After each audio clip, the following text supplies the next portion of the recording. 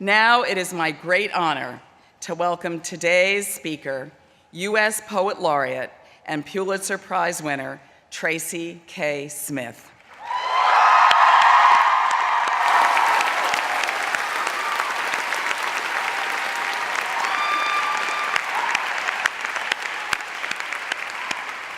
Professor Smith's presence today is especially fitting at a moment when poetry blooms at Wellesley as perhaps never before. This spring, our own Professor Frank Bedart received a Pulitzer for his collection, Half Light, Collected Poems, 1965 to 2016.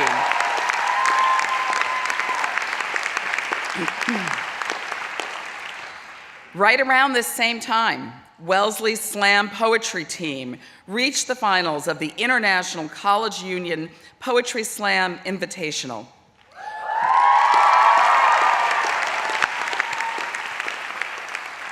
Wellesley Out Loud, that's the name of our team, finished 4th out of 66 teams, a tremendously impressive showing.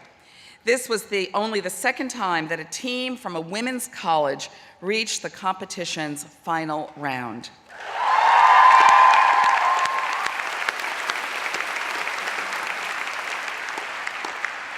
Poetry is often seen as an elite art form, something that has little to do with the daily lives of ordinary people. Tracy K. Smith stands determined to combat this misconception.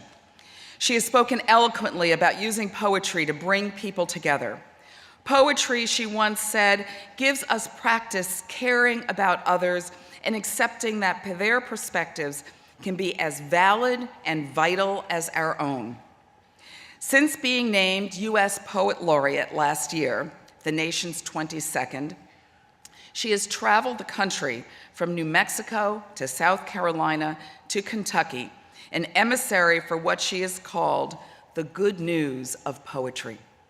Here, as elsewhere, I've been struck by the ways that her work is profoundly countercultural and in the best possible sense. In a world of battling voices, she urges us towards an active and eager listening. In a world of speed, she urges us to slow down and pay attention. In a world of conflict and division, she urges us to forge connections. Much is at stake here, a fact that is not lost on the poet herself. Indeed, as far back as 2012, she penned a Wall Street Journal essay with the title, "Why Poetry is Essential for Democracy." Tracy K. Smith was born not far from here in Falmouth, the youngest of 5 children. She grew up in Fairfield, California, where her father was stationed in the Air Force.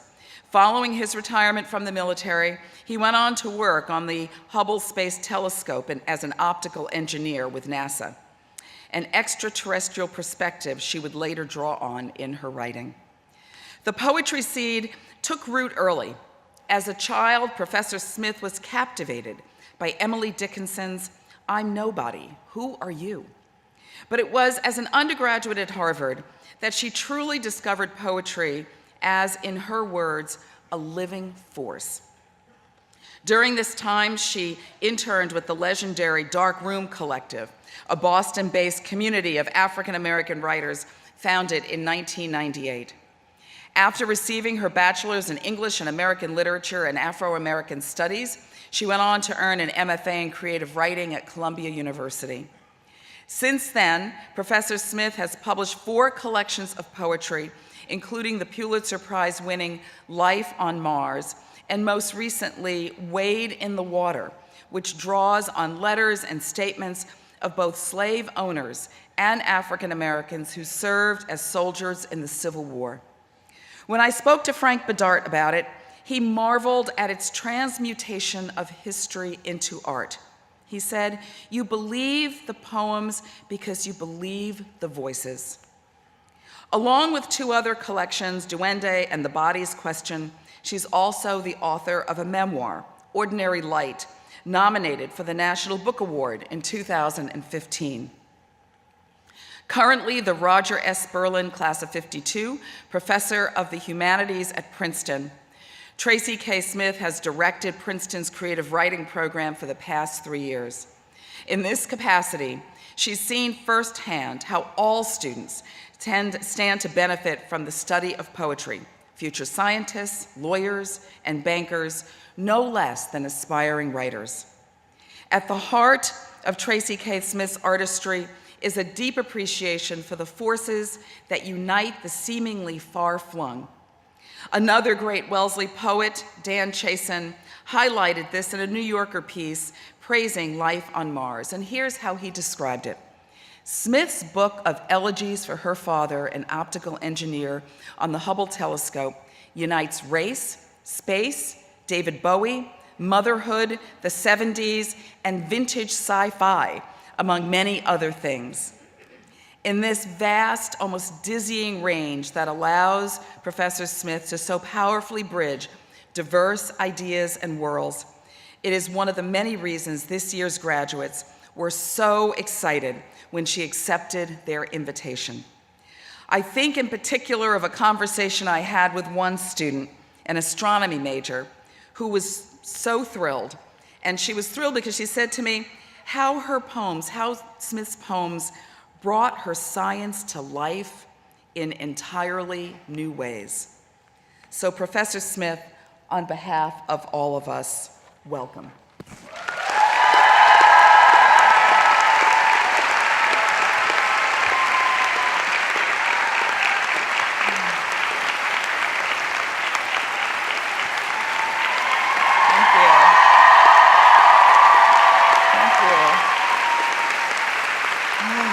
Good morning.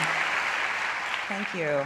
It is my pleasure and my tremendous honor to address you as the graduating class of 2018.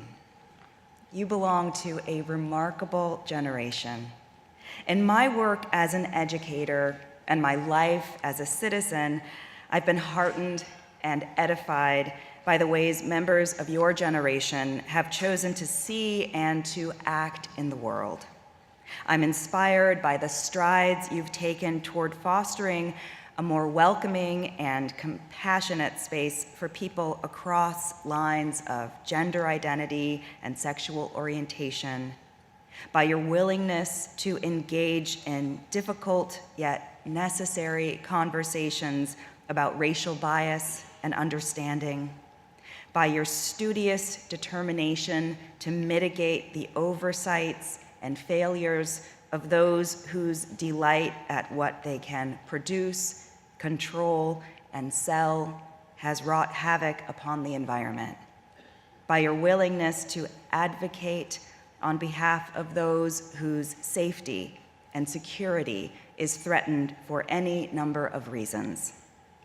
I've marveled at the empathetic genius by which you are able to embrace, employ, and devise new terms for a larger, more malleable sense of selfhood, at the moral questions you pause to formulate and ponder, even in the face of all the many kinds of progress you have begun to drive. Like many people concerned by the various urgencies characterizing our time, I struggle with worry, even as I strive to be an agent of thoughtful change. But I feel stronger for your example and for the fact of your presence, your resonant voices, your nimble minds, and your huge hearts. I say all of that in order to open these remarks with my humble and sincere thanks. Thank you for finding time amid all the many things you as college students must keep up with, for caring about the world beyond this beautiful campus. Thank you for consenting to live with the vulnerability that comes with following your convictions. Thank you for resisting the safe and self-serving choices that would facilitate rewards without struggle. Thank you for belonging to a generation that has so far proven itself unafraid of the notion of struggle. Thank you for reminding me that struggle fosters growth and that rewards alone are a distraction from the larger work each of you, each of us, is here to do, which is to evolve in mind and spirit and to change the lives of others for the better. Because I'm a poet, I first thought I'd speak to you today about language. I thought I'd urge you as you move away from this institution that places a premium upon thought and speech, upon intellectual rigor and mindful social endeavor, to hold the language that enters your ears and mind and imagination to a standard of clarity, intelligence, and integrity.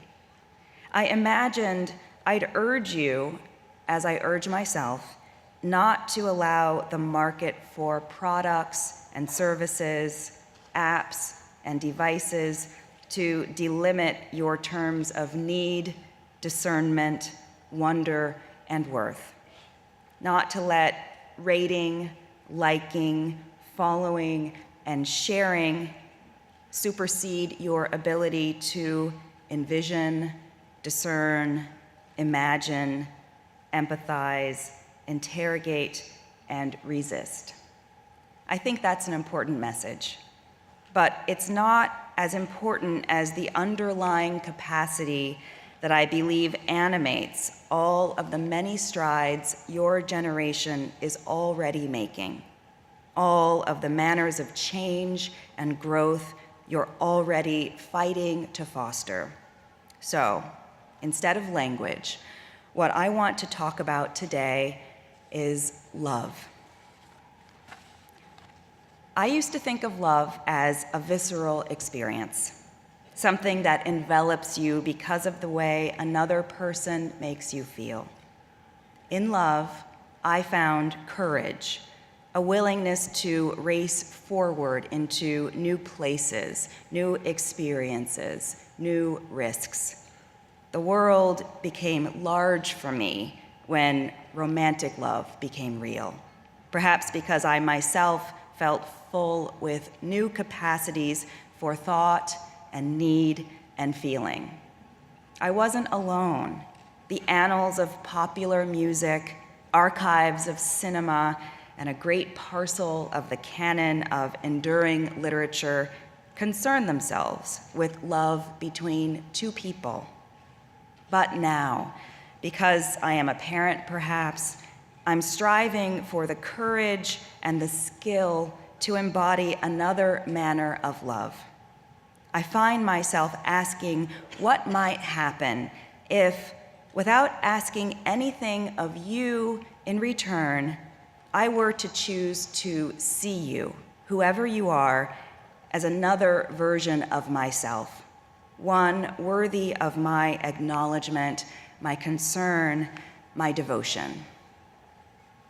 One day, walking my dog in an open stretch of land across from my house, I saw a person walking a massive dog, a breed with a thick coat of fur, suggesting it had originally been bred for an Arctic climate.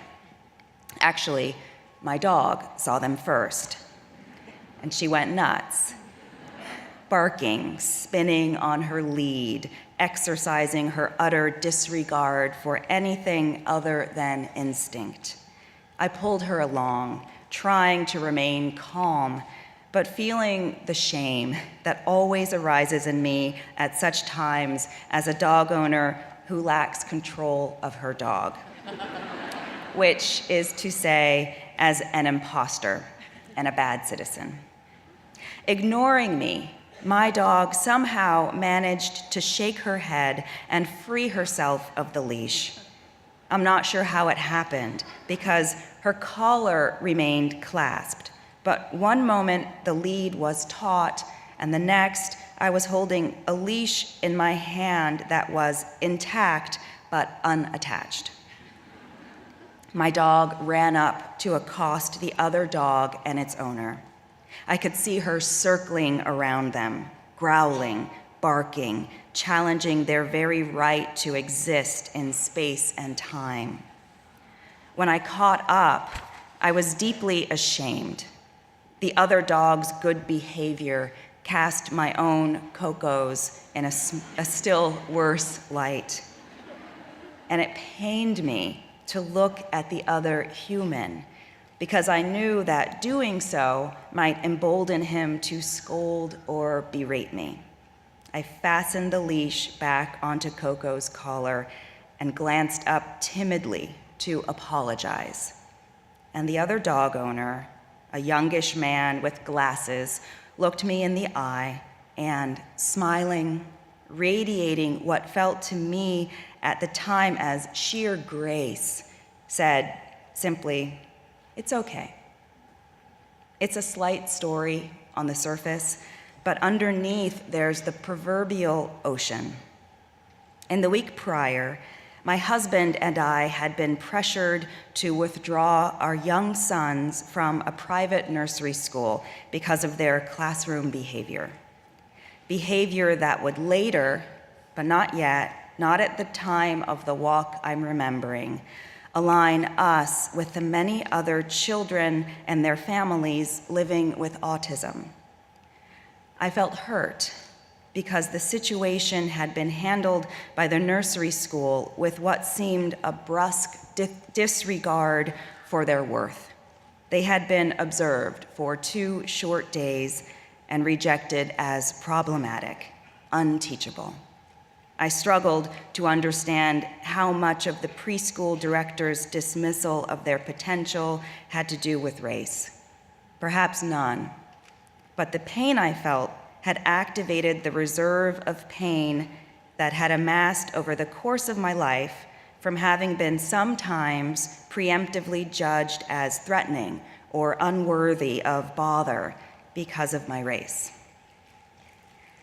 So, when the dog owner looked at me, smiled, and said, "It's okay," he restored me, and even my sons, who weren't even with Coco and me on the walk, to a place of innate worth. He pulled my mind from the spin cycle of anger and hurt and powerlessness that the preschool situation had created and sent me into my day, my life, restored. There are other larger examples of compassionate acts, but this small scene comes to mind for me as embodying a lot of what compassion means. Another person, a stranger, treated me as I was momentarily incapable of treating myself.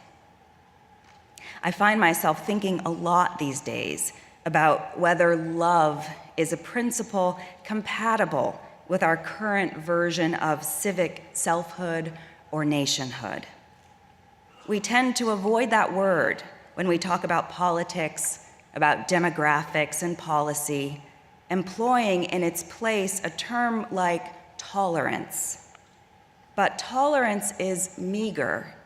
Tolerance means I will make space for you beside me on some kind of imaginary national bus, then slide back over so you don't get too much of what I never stopped thinking is mine.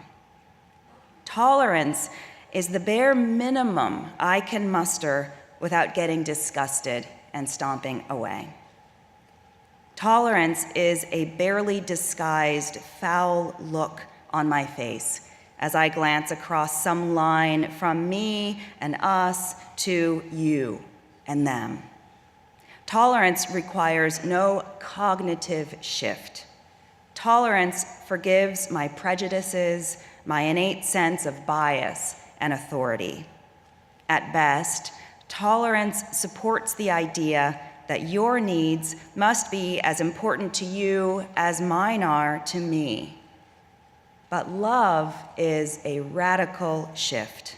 Love tells me that your needs must be as important to me as mine are.